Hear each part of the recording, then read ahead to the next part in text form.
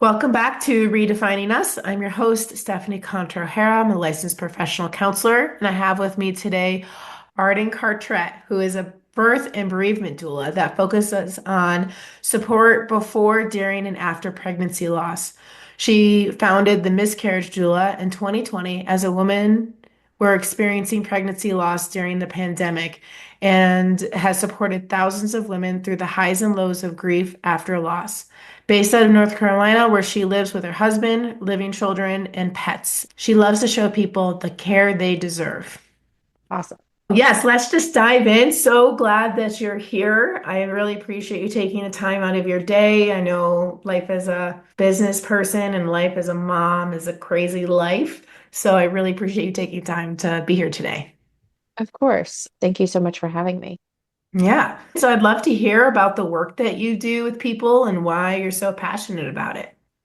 Yeah. So I am essentially a miscarriage doula, but I always love to start with I don't love the term miscarriage because I don't feel like it properly takes in everything that we go through with pregnancy loss. But I try to first call it first trimester birth and second trimester birth and refer to it as birth and death. But algorithms on social media don't recognize those as terms for people to find me. So the miscarriage doula is what I am. I started doing this work in 2020. So my first living son was born in February of 2020, only 3 weeks before we were on lockdown for the pandemic. I was struggling with postpartum anxiety at the time, but it was deeper than that because before he was born, I had two miscarriages and I struggled to get pregnant. And I just had this goal the whole time of if I could just have a baby in my arms, everything would be fine. This will all not matter in the future. And then he was born, and I saw his little face, and I thought, oh, that's what the two babies I lost, that's what they could have looked like. Or this is now putting a human version of those babies to my eyes. Just the psyche of it was messing me up. And so I have been supporting people, I guess in a less professional way because I am very open. I have little to no filter. And so whenever I went through my pregnancy loss experiences, I talked about it very loudly on the internet, and that drew a lot of attention from people because not everybody, I call it a privilege that I am so open because I don't care what people think about my openness. But there are people who can't talk openly, but they want to so bad. And so I talked really openly about miscarriage. People would find my Instagram account, and I had a fertility blog, and I would walk them through pregnancy loss. And so then once my living child was born, I thought, how can I do this on a bigger scale? My job working in real estate contracts did not feel important anymore. I was like, this is not making a difference in the world. Like anybody can read this contract. I don't know. It just felt so small.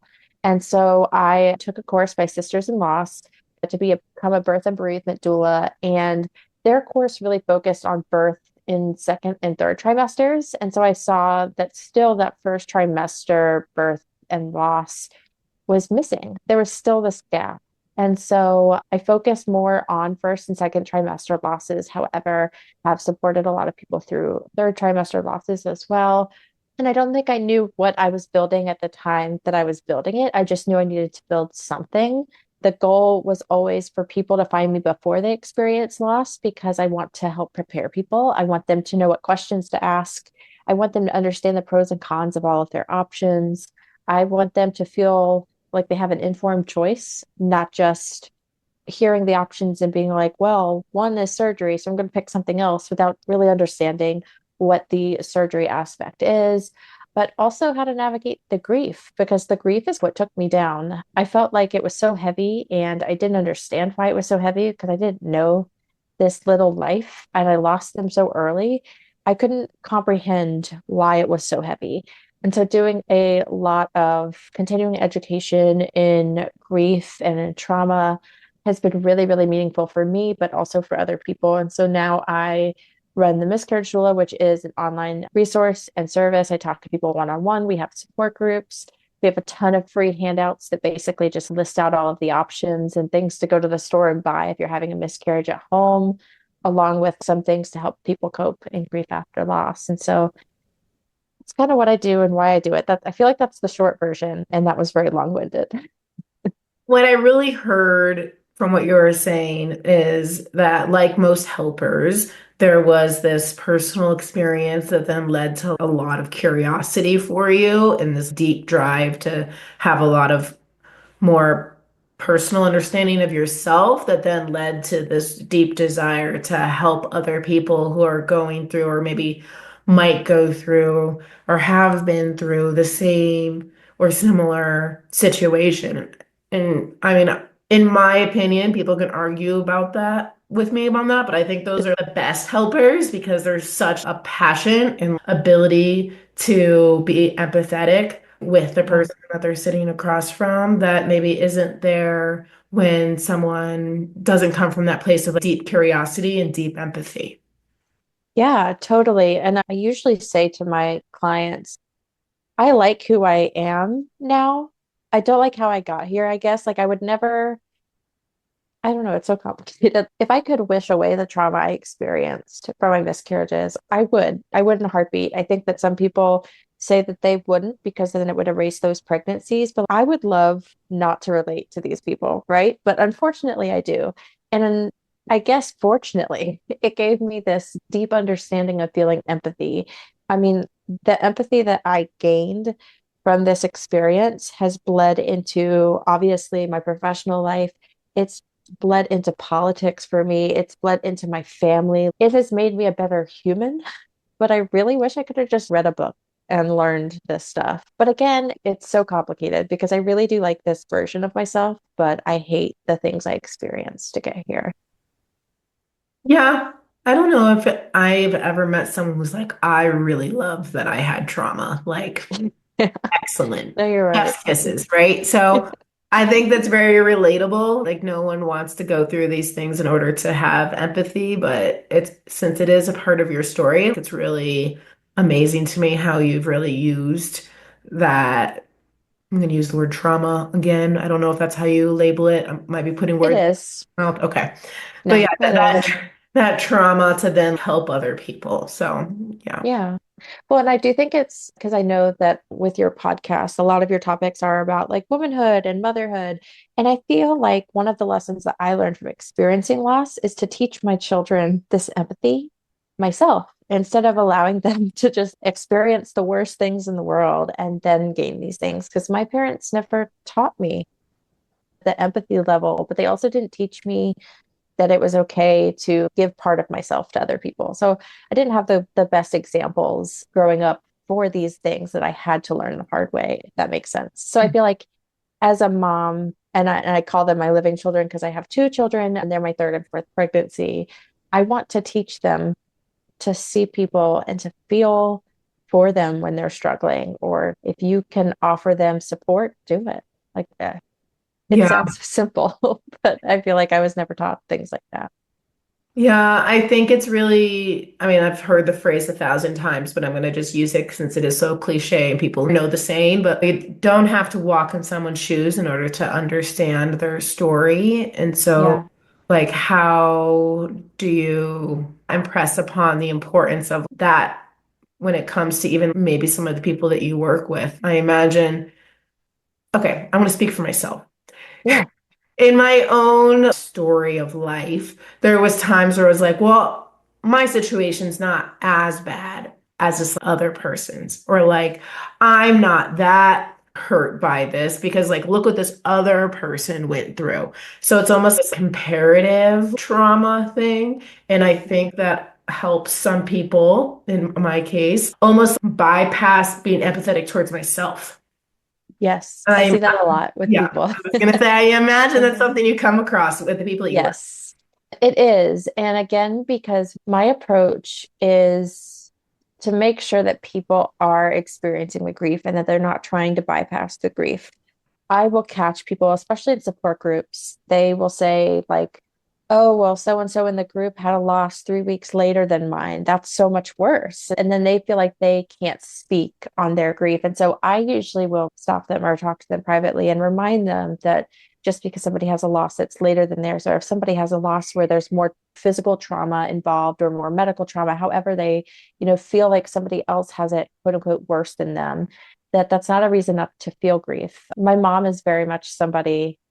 like that, where she is always like, well, at least you weren't diagnosed with cancer. She's literally said that to me before. And I'm like, Mom, that doesn't erase what we're going through. And so my response is always, well, somebody has it better, but we still celebrate our wins. We don't just tell somebody not to celebrate a promotion at work because somebody out there is making $1 billion a year. You know what I mean? So I think it's natural to do that. But there's that saying that comparison is the thief of joy.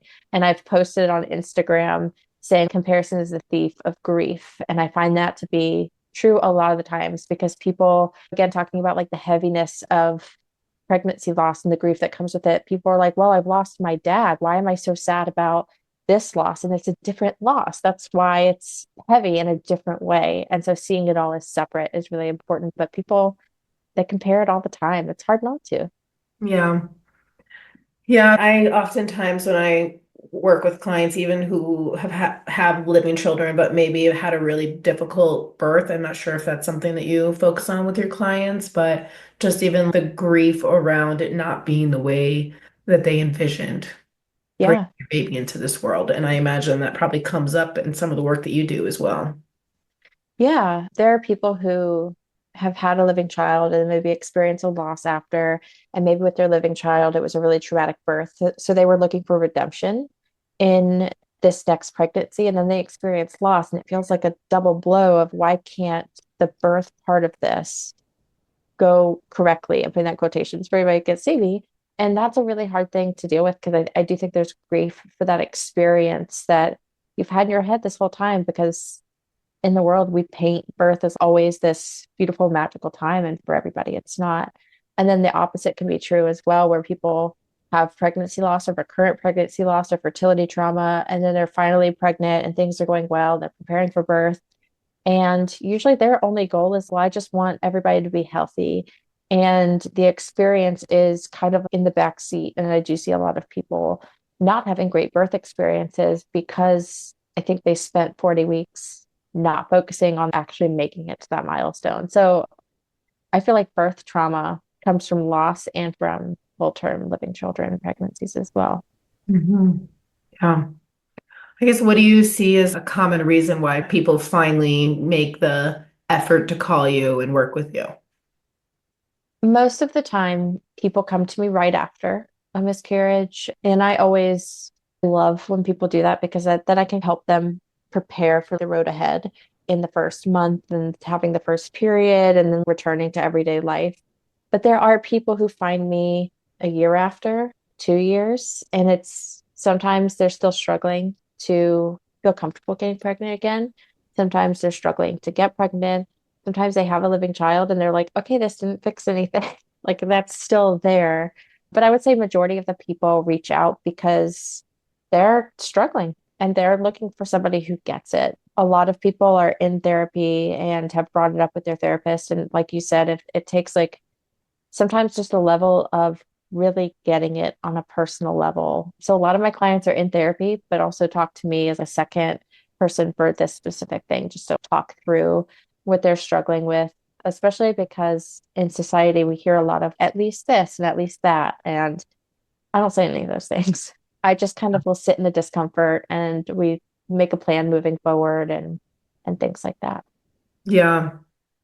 I'll speak for my experience as a therapist, but, there's no class that they give you on perinatal mental health. You have to independently go out and seek that information and learn it. It's not just something that is a prerequisite to become a therapist. And even grief isn't something that's really talked all that much about in school. I had to take a special elective to even learn about the process of grief. We get like a week where they're like, oh, let's talk about it. And I'm like, grief is pretty impactful and it literally impacts every single person, whether Yeah.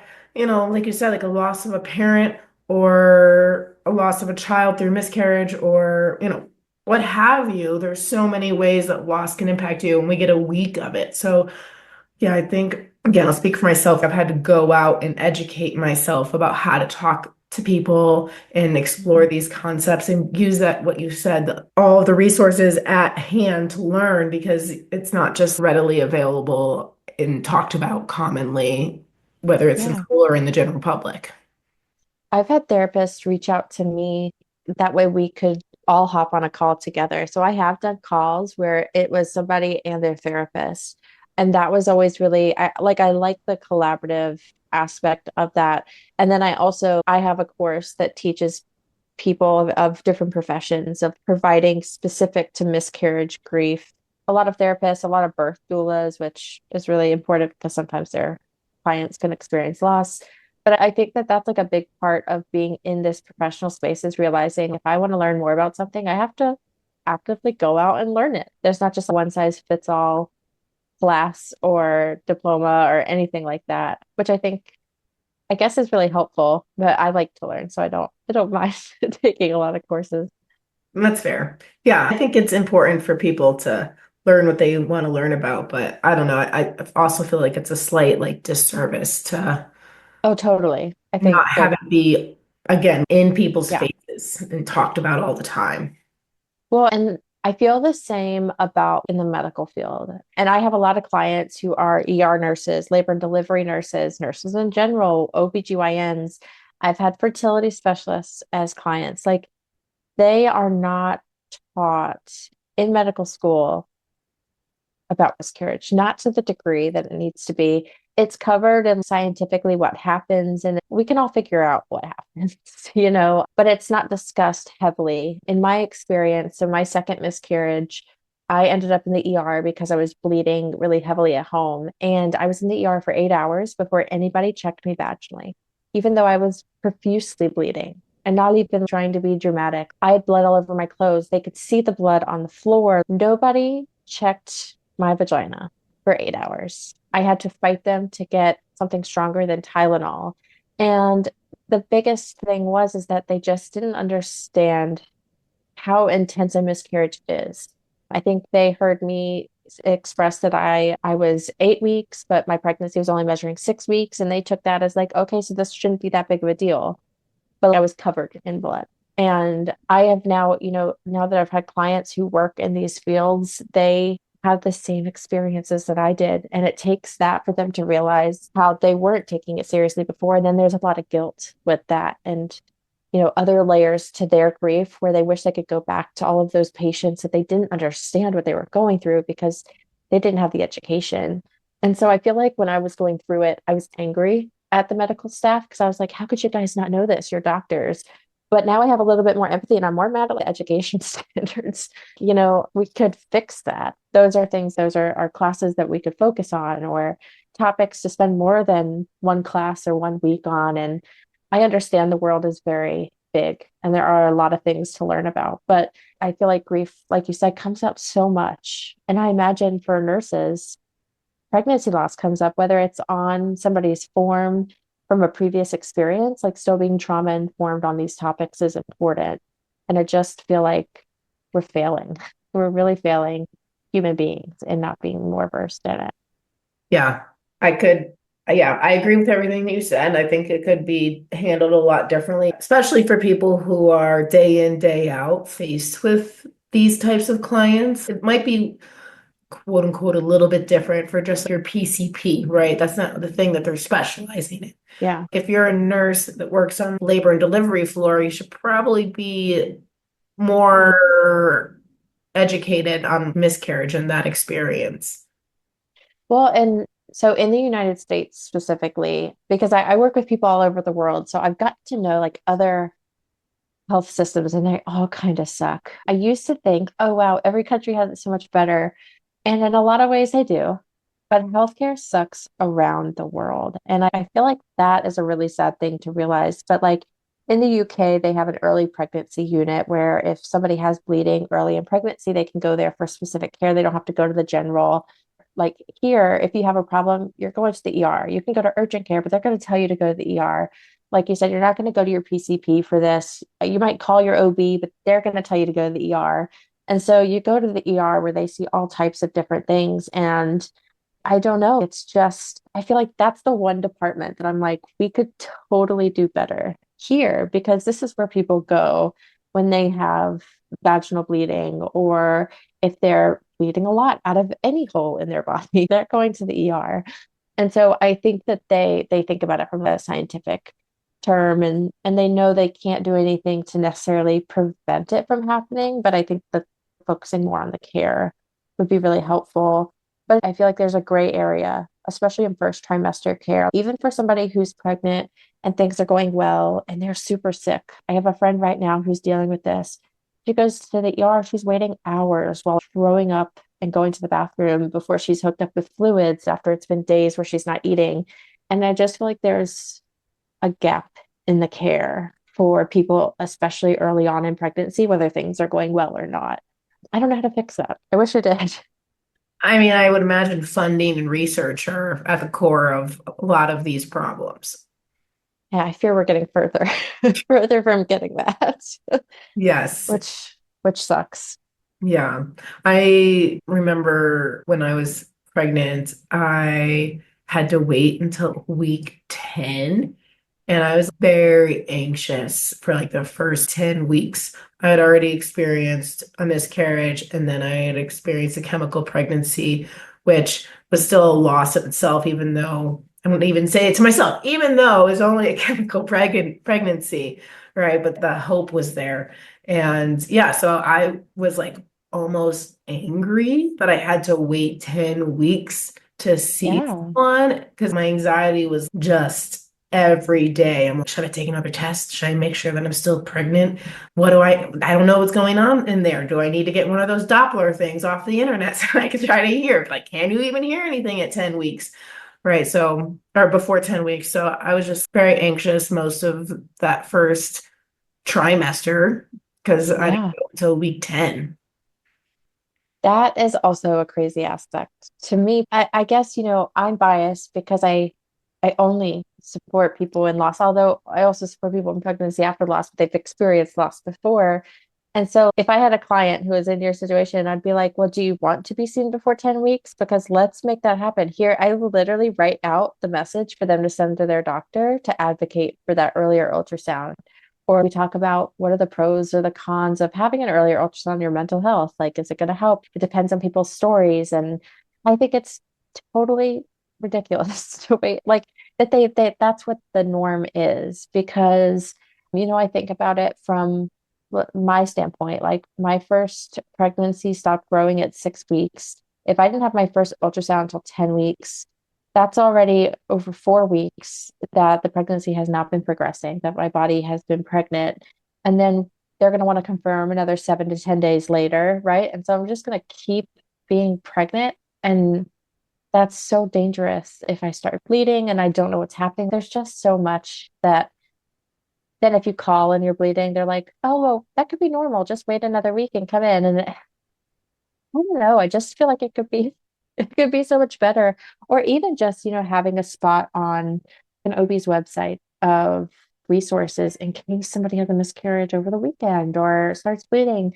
So that's a lot of things that I have set out to do, that I've set out to change, like making sure that that information is accessible. With my first miscarriage, I was given my options and I was terrified of having a miscarriage at home. Like nothing else terrified me more. I Googled what is a miscarriage really like?